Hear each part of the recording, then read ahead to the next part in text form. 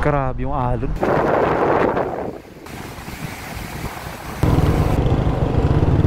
Bago lang po ito binaha? Yung bagyo nung uwan lang? Ay grabe. Sige po, salamat po. Ayan no, so binaha ulit pala ito ng uwan no. November 9, mga bandang alas 3 ng hapon ay naramdaman dito sa Cavite ang napakalakas na ulan at hangin dala ng bagyong uwan. Sa ating paglalakbay ng araw na ito ay puntahan natin yung mga lugar na naapektuhan ng bagyo, tulad na lamang nitong malaking barko na ito na sumadsad dito sa dalampasigan ng Lemery, Batangas dahil sa natanga ito ng daluyong sa lakas ng hangin at alon ng dagat. So today is the day, no? After the bagyong ano ba yun? Uwan, no? So ito yung sitwasyon dito sa labas ngayon. Medyo mahangin pa pero magpakita na yung araw. Tara, ikutin natin tong lugar dito malapit sa amin dito sa Cavite, kung ano nga ba yung nagiging resulta nung malakas na hangin at ulan kagabi. So wala pa tayong masyadong tulog dahil sobrang ano no, nakakatakot. Ang ingay pa din ng mga yero, bubong, tsaka yung ano kagabi kalampagan yung mga tawag dito, mga kapitbahay no. Sobrang lakas na hangin. Pag humampas yung hangin talaga namang magigising ka eh. So may check lang tayo dyan bandang ano, Paliparan. May mga tumumba daw na poste ng Meralco dyan sa may ano, Paliparan dos. Puntahan natin. Sobrang lakas pa rin ng hangin. So balak natin ngayon pumunta ng mag-ride tayo papuntang Batangas sa may Lemery. So bye-bye natin yung Jokno Highway. Yun yung paboritong kalsada ko talaga noon pa no. Lagi akong nagra-ride dyan. So tingnan natin kasi yun din yung kalsada na madalas mapinsala tuwing may konting bagyo at konting lakas ng ulan lang. Talaga namang ang bilis masira nung kalsada na yan dahil nga sa sitwasyon ng kalsada no, nasa tuktok siya ng bundok. So prone siya sa landslide. Tsaka pag bagyo dahil tuktok siya ng bundok, malakas ang hangin, mabilis din magtumbahan yung mga poste ng kuryente dyan. So check na natin yung bandang Paliparan, tapos saka tayo dumiretso ng Lemery, Batangas. Ayan, approaching na tayo dito sa may ano, Paliparan, Moreno Road. So malakas pa rin ang hangin no. Meron na rin ito update dito, meron na rin stoplight dito, ano, sa may kanto na to. Bago lang yan, mga ilang buwan pa lang yung nakalagay dyan, yung stoplight.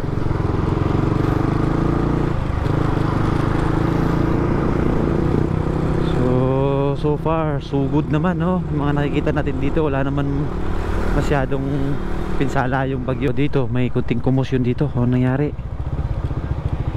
So stop and go no, ayong ano dito, sitwasyon. May mga heavy artillery dito ng ano, Meralco. Lapad ng truck. Ang luwag na ng space na sa kabila. Akala ko goods na yun, pero muntik pa rin tayong ano, masagi. Doon na ata yung ano, ito na ba yun? O hindi naman siguro no. So ilagyan nila ng support yung mga kable ng kuryente, inayos na nila.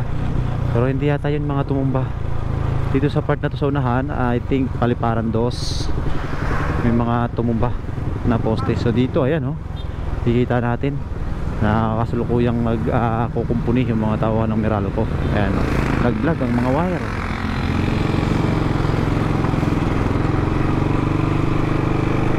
So dapat kasi talaga baguhin na yung ano no, yung mga linya ng kuryente dito sa atin no, yung underground na lang, yung malinis tingnan at saka safe siya pagdating sa mga kalamidad no. Sa ilalim na ng lupa ipapadaan. Parang ba yung sa Davao, yung ginawa sa Davao. So kahit bumaha, hindi siya masyadong affected.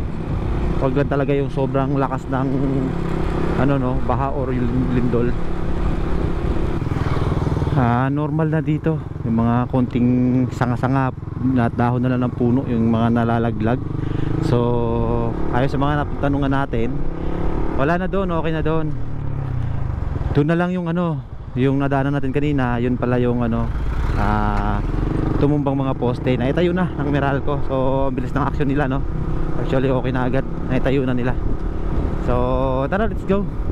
Baybayin natin yung ano, Jokno Highway no. So dan tayo ng Silang, Tagaytay, going down to Calaca, Lemery no.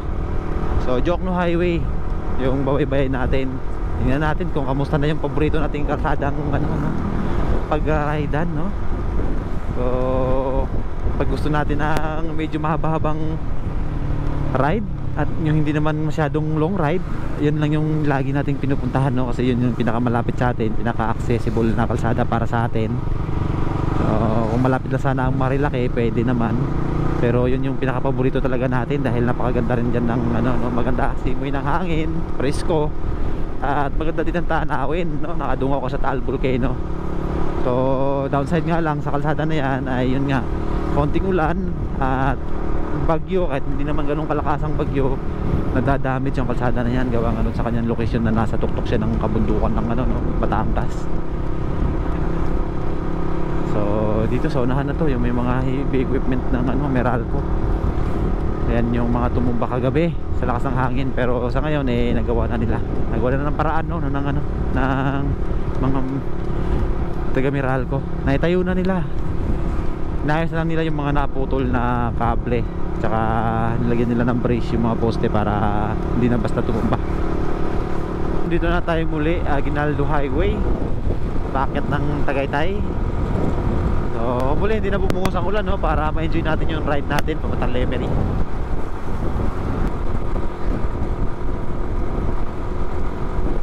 Ang lamig. Wala nang ulan. I think katatapos lang ng ulan dito. Ito rotonda ng Tagaytay. Ay, ang lamig. Lamig. Nanunot sa balat ko yung lamig. Sa buto ko. Sumusuot sa buto ko yung lamig. Sobrang lamig dito sa Tagaytay, guys, pagka tuwing tagbagyo. Ang bira. Bakit nga ba hindi tayo nag-riding jacket, no? Tatlo na yung riding jacket natin dun. Hindi pa tayo nakakaisip magsuot man lang. Nandito na tayo sa flyover. Kung gusto nyo makita yung full video natin dito sa flyover na to, may separate video tayo na ginawa parang talaga dito sa tulay na to, no? So kasi binatikos ito ng mga mamamayan hindi natin alam kung bakit, no? Sa tingin ko naman okay na. So hindi naman mawawala kasi dito sa Pilipinas talaga yung mga irregularities pagdating sa mga infrastructure na ganito, no? Kalsada, tulay, ano man yan, no? Flood control project. So tingnan na lang natin kung ano magiging kahinatnan yan. Uy, Tagaytay, pinahirapan mo ako sa lamig. Sobrang lamig. Nanunuot sa balat natin at sa buto natin yung sobrang lamig. Malayo pa tayo, Lemery pa tayo, no? Hey. So sana pagbigyan pansin din nila tong kalsada dito sa baba, no? Renovate din nila tong sa baba kasi sobrang paku-paku na. Yan, no? Au! Mabubulaga ka na lang, may malalim na paku pala, lalo pag may kasunurang ka sasakyan, no? Lakas para ng hangin dito sa part ng ano, I think Alfonso na nakakasakop nito, no? Ito yung intersection, no? Ito yung junction. I think Alfonso na to dito sa kanan natin. Tapos dito tayo liliko kakaliwa papuntang Jokno Highway. Ayan na yung welcome arc ng ano, Nasugbu, papuntang Nasugbu, no? So hindi pa rin nila inaalis itong ano dito, barrier na nakalagay sa kalsada dahil nung nakaraan pa nga, nakaraang buwan pa, mga ilan na ba yon? I think 3 months ago may part ng kalsada dito na gumuho, yung kasagsagan ng kalakasan ng ulan, bagyo din yun. Pero hindi naman siya kalakasang bagyo yun nung nakaraan, mga after last 3 months ago siguro yun. Bumigay yung ano, no, kalahati ng kalsada, kaya ito noon hindi ito madaanan ng 4 wheels, puro motor lang, no, single lang yung nakakadaan. So tingnan natin ngayon kung nagawa na nila ng paraan. Naayos na nila yung kalsadang naputol, no. Grabe yung ulan doon sa kabila, grabe, sa Nasugbu, ang lakas ng ulan. Buti dito walang ulan, ambon-ambon lang. Kalaka, no? Kalaka na pala to dito sa part na to.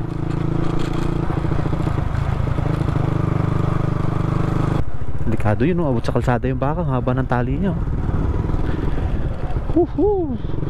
Ganda ng tanawin pa rin kahit wala masyadong clearing, no? Gawa nga nung mafag at maulan. Ayan, no, grabe dito sa kanan natin, lakas ng ulan dun sa parting ano, nasugpo na ata yan, or Kalaka. Lakas ng hangin, hindi tayo makapagpatakbo ng medyo matulin, gawa nga nung parang tutumbahin yung motor natin. Dito sa kaliwa natin, wala na ring clearing, oh. Ayan. Sobrang mafag, mahamog.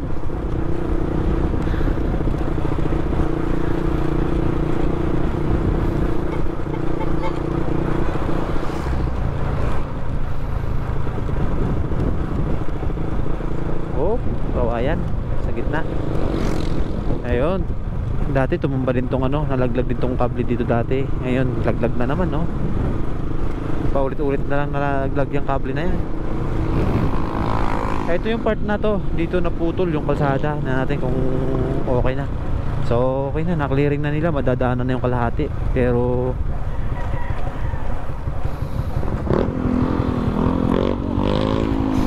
alam Maria. Ayan, oh, limited din yung ano, height. So dito pa yung mga heavy equipment na nakatambay dito. Ay,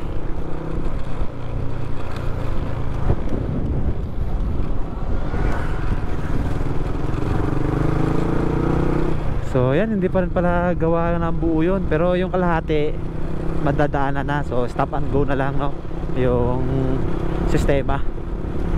Noon talaga, nung bagong naputol yun, dumaan ako dito. Ang lakas din ng ulan nun nung dumaan ako.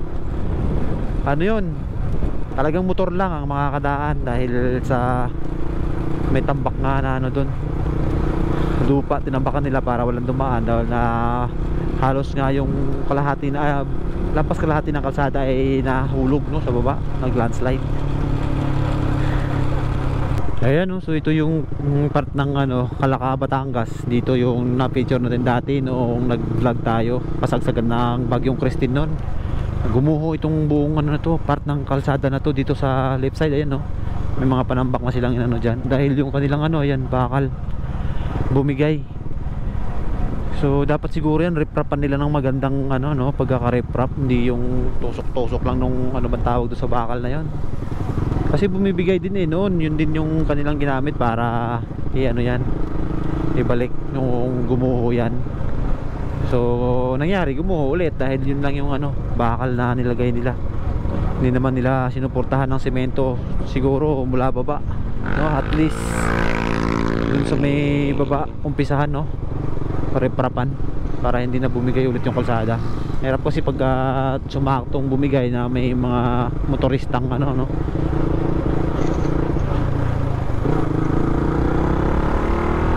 Siraan sila, busing. Dito na tayo, Lemery, Municipality of Lemery. So dito sa likod natin ay Kalaka, sakop niya ng Kalaka. Tapos ito naman, part na ito ng Lemery. Itong kable ng kuryente na to, hindi na talaga ito naayos-ayos, no, pa to. Hindi na ginawa ng paraan ng Meralco para maayos yung pagkakalatag ng mga wire. Tuwing may bagyo, lagi yan bumabaksak. Ito ang isang poste na to, nakatagilid na, oh. Dapat i-address na ng Meralco to. Ayan, oh, malapit na yung tumumba. So sinaunang poste pa yan, napakaliit na kahoy na poste. Tapos ang dami niyang karga-kargang mga wire. So tinitipid ng Meralco yung kanilang poste. Laki-laki naman ang kinita nila, no. Ayun po, sunahan, may nakita pa tayong ano, delikado na kasi yan pagka may bagyo. Itong part na to, makita nyo naman gaano kabigat yung mga wire na yan. Sobrang bigat niyan. Tapos yung poste, ayan, oh, napakaliit lang. At nakaliko na nga ano na, nakahalang na dito. Ito yun din, oh. So, grabe naman yung ano. So shout out taga Meralco, no. Dito isang to nakahiga na. Ayan, oh, yung mga poste, bakit hindi nila to ano, sa laki ng kinikita ng Meralco, no. O yun, yung mga wire dito halos lumapat na sa lupa, nalaglag na. Grabe yung mga dahon ng kahoy, oh, kalat dito sa kalsada sa lakas ng hangin yan. Pero at least kahit papaano wala ditong ano, mapinsala masyado. So dito na tayo sa may Fantasy World. Ayan Fantasy World. Dito yung pinaka entrance gate, Fantasy World, dito sa may Lemery, Batangas. So wala dito ngayon yung mga riders na tumatambay dito. Ayan napakagandang Fantasy World. Hindi lang tayo makapag drone ngayon dahil mahangin masyado. So daan lang tayo dito. Diretso tayo dun sa bayan ng Lemery mismo sa may dagat. Ayan so far so good yung nakikita natin dito sa simula Tagaytay hanggang nandito na tayo ngayon sa Lemery. Wala tayong nakitang pinsala ng bagyo. So good thing ngayon hindi tayo masyadong mapinsala dito. Hindi tayo na bagamat may kalakasan ng hangin, pero sa awa ng Diyos ayan, intact naman lahat. So dito na tayo sa mismong National Highway dito sa Lemery, Batangas, going to Taal at Batangas City, kakaliwa tayo dito at subukan natin silipin yung Lemery Bay, okay dok. So yan, ang ganda ng panahon dito sa Lemery. Sikat na sikat ang araw. Kahit medyo mahangin pero maaraw na. Diyan pala talagang bahain itong Lemery, Ito makikita natin dito sa gilid ng kalsada lang, May mga putik-putik. Pagpasok pa lang natin, pagkalampas natin dun sa may intersection na papuntang Agoncillo at saka yung mismo papunta ng Alitagtag, makita natin yung kapal ng putik na naiipon sa gitna ng kalsada at saka sa gilid, So indication yan na every time na may malakas na ulan dito, nagkakaroon ng pagbuha sa area na yan. Dahil tuwing dadaan ako dito, galing ako ng Batangas City or galing akong Cuenca noon, ay ito pala yung malaking ilog na so nakikita natin lagi yan na sobrang maputik sa area na yan hanggang dito sa part na to. So ayan, ito na yung Palanas, Barangay Palanas ng Lemery, Batangas. Makikita natin dito, grabe laki pala ng ilog na to. Ayan, ito yung ilog siguro na umaapaw dun sa lakas ng tubig, may mga nagpi-fishing dun sa dulo. Ang lakas ng tubig. Ayun, mukhang binaha sila busing dun, nabot sila ng tubig gawa ng yun, nagpapala sila dun, naglilinis sila ng kanilang likodan ng bahay. Ito mga nagfi-fishing. So ayan, ang lakas ng tubig ng ilog. Tara tuloy tayo dun sa baybayin. Dito na tayo, SM Lemery, Batangas, SM Lemery. Dan sa unahan, kakanan tayo, papunta naman dun sa baybayin ng Batangas, ng Lemery, Batangas, Pasukin natin yung kanilang dalampasigan. Dito kita natin may tubig pa rin sa kalsada, may mga tubig-tubig pa rin. So hanggang dun, sa loob ng tindahan ng motor ng Honda, maputik yung kanilang display room, So ibig sabihin pinasok ng baha tong lugar na to. Ito na yung simbahan ng Lemery. Ayan guys, dito na tayo sa pinakasentro nitong bayan ng Lemery, Batangas.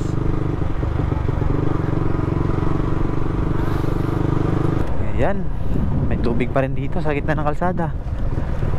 So mababa pala talaga itong part ng Lemery, dito sa may bayan ng Lemery. So itong binababay natin, diretso na to dun sa may dagat, diretso na daw to. Mararating na natin yung dalampasigan ng Lemery. Sana makakaapak tayo sa buhanginan, skip yung iskinita. Kung kung makakapasok tayo dyan.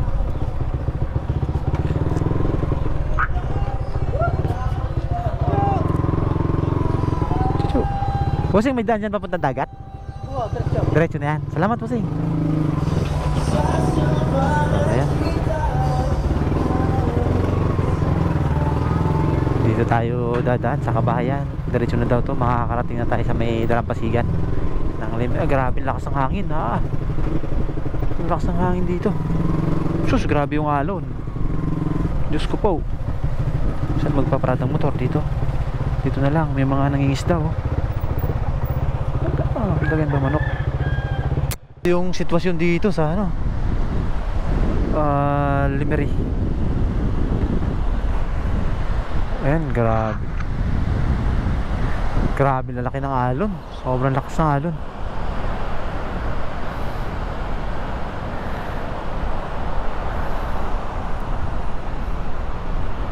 Ayun, yung barko na sumadsad, nasabing tinangay ng daluyong, nandun pala oh. Lapitan natin, tingnan natin kung anong nangyari dyan. Grabe, nakakatakot itong mga bahay dito, malapit na mismo sa dagat. Kapag lumakas ang alon, abutin na itong mga to. Ayun, abot na nga sila dyan oh. Grabe yung alon, laki. Pero may mga naliligo pa rin mga kabataan doon oh. Lalakas ng loob nila. Malayo pa. Malayo pa pala yung barko. Shoutout po sa inyo. Anong nangyari dyan? Wala akong dala eh. Naggagala-gala lang ako. Wala mo nga, pupuntahan ko nga. Wala bang ano doon? Wala. Dito na ang daan. Lakad lang. Okay. Dito ko na. Salamat po.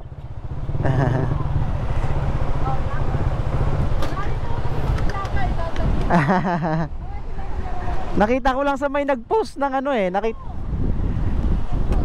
ng alon. Oo nga, may dala pa nga akong drone at ido-drone ko. Wala naman pala, hindi pala makapagpalipad ang hangin. Oo nga po, baka tangayin. Sige po, salamat. Nako dito. So, yan yung sumadsad na barko. Grabe yung alon, sobrang lalaki ng alon.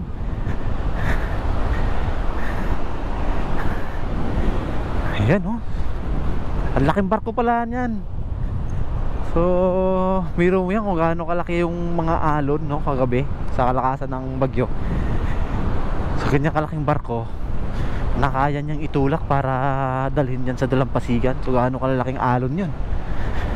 So, grabe yung mga ano dito, klase-klaseng debris.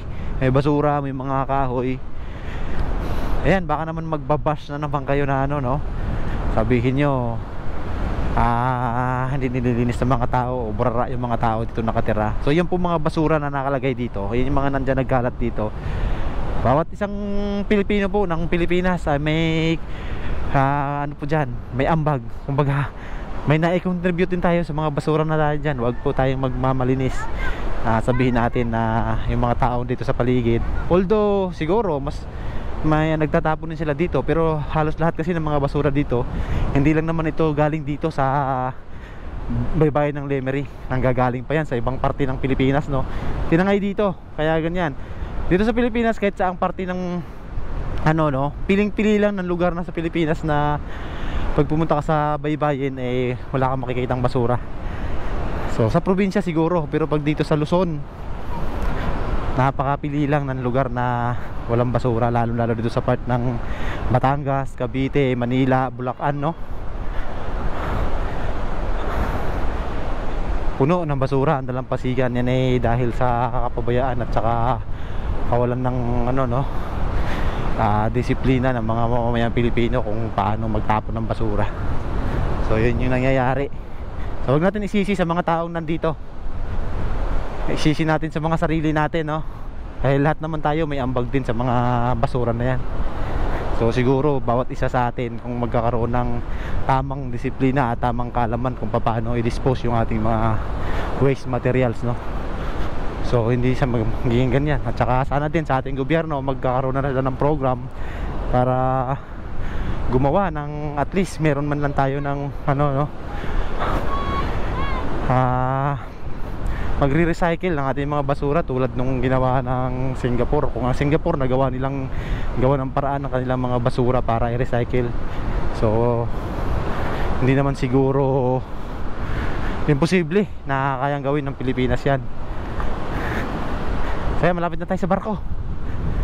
Medyo malayo-layo lakaran kasi dito sa part na to wala nang kalsada, hindi na tayo pwede magmotor doon. So iniwan natin motor natin doon, naglakad na lang tayo sa dalampasigan. So tignan na natin yung barko na yan, kung anong klaseng barko yan, bakit nandyan yan. Kung may manok, pantinaula.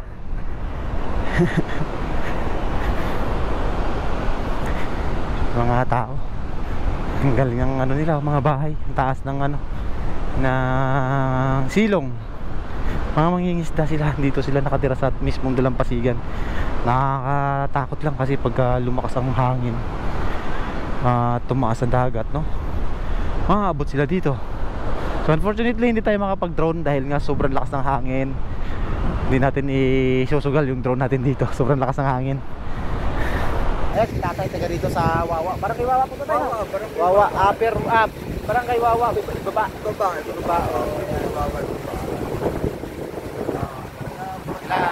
Sila din yung mga tinamaan ng tumunog sa tunay, no?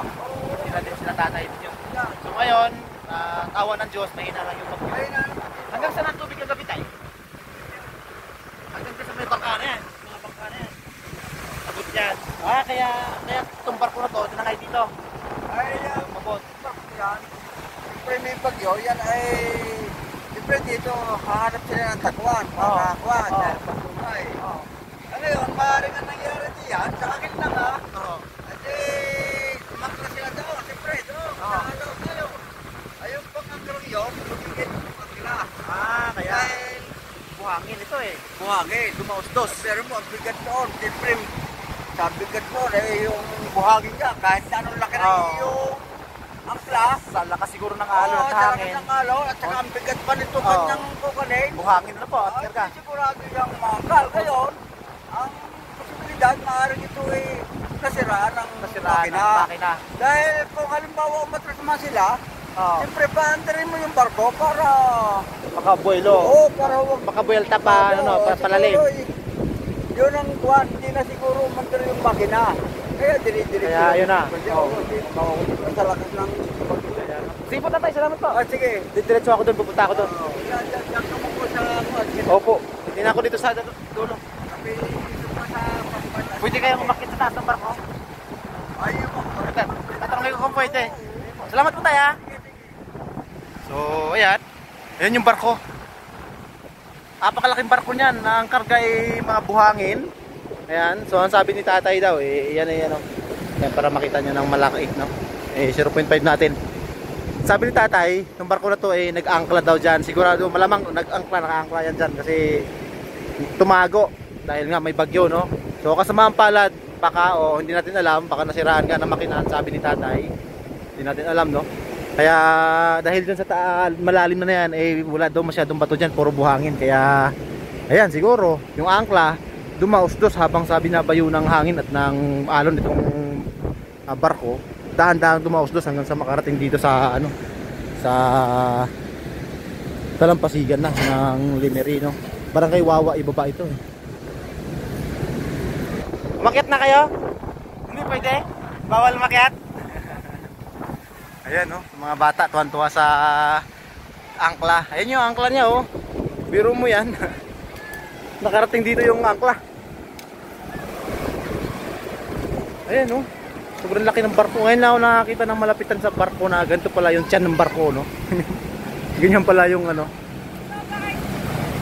Ay, grabe. Ayan, shoutout sa inyo. Ayan sila, yung mga residente. Buti hindi nabot mga bahay nyo dyan. Buti hindi yung barko, no? Buti hindi sumungungag dito sa mga mga bahay. Daming bahay dyan, no? Ayan. Yung harapan itong barko, nandiyan yung kanyang parang hagdanan, yung damyo, no? Ayan, kagabi daw, mga alas 6, mga alas 8 daw yan dumating dito daw yan sa kagabi, Malapit na sumungag dito sa mga kabahayan dito sa Pero wala na mga tao dito sa kagabi. Nagsilikas na sila.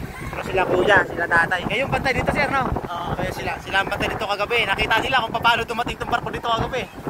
Ayan, alas 6 pa lang daw, nandiyan na yan, palutang-lutang hanggang papalapit dito. Ayan, grabe. Ano pangalan niyo, sir? John Lee yan, shoutout kay Sir John Lee, no? Tsaka si tatay. Kaya dito, Barangay Wawa, ibaba ng Limerino, Batangas. Ayan, shoutout sa kanila dito. So, mabuti na nga lang, hindi sumungag sa mga kabahayan to. Ang dami po namang laman na buhangin. Dapat bigas yung karga buhangin May bako po, may bako tsaka bulldozer. Buhangin. Mahirapan na itong alisin dito. Mahirapan na at ito yan napakabigat. Kaya lang, pala tao, hindi ka malakas mag-effort. Oo. Kaya nga. Kailangan nila ng malaking barko din dun sa laot, maguhihila niyan. Oo nga. Ah, doon pala sa laot naputol na yung sa akla. Ito yata. Naiwan na doon. Magandang sisirin yun pang ano, patimpang. Mabayaran din nila pa. Babayaran pa paano? Papasisid no, papakuha, paparecover. Grabe yun, napuputol pa yan. Sobrang laki ng kadena niya, no? Siguro sobrang laki, sobrang bigat ng karga talaga. Oo. Ayan o, biro nyo kung ano, sumungag dito sa mga kabahayan yan. Ayan, dito sa malapit na yan. Sobrang lapit na lang to, ayan, kung makikita nyo.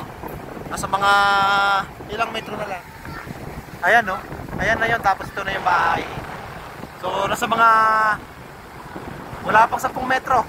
Pero kagabi daw, yung dulo na yan, kasi padiretso yan nakaganon. Nakadiretso yan, malapit na malapit, mga isang dipa na lang, tatama na dito sa mga bahay. Kaya lang sa lakas ng hangin, unti-unti pumihit yung puwet ng barko. Bumalagbag, kaya nandito na ngayon yung lumayo na din sa bahay, yung kanyang pinaka-damyo na tatawag din, yung pinaka parang kalsada, no? Babaan. So, naiwas dito sa mga bahay. May ginaman. At hindi tinamaan yung mga bahay dito. Pero nung kagabi, wala na mga tao dito kasi lumikas na daw sila.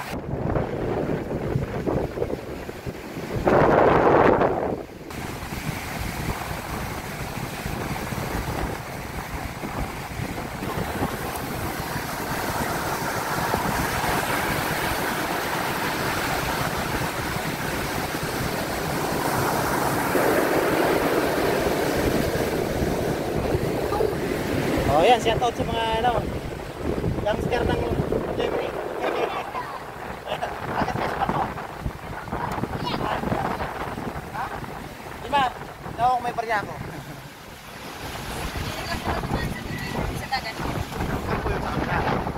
Salamat to Sing, makikiraan.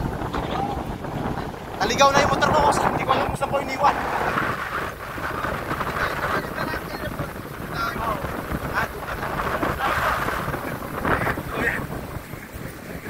Kung saan ko iniwan yung motor ko.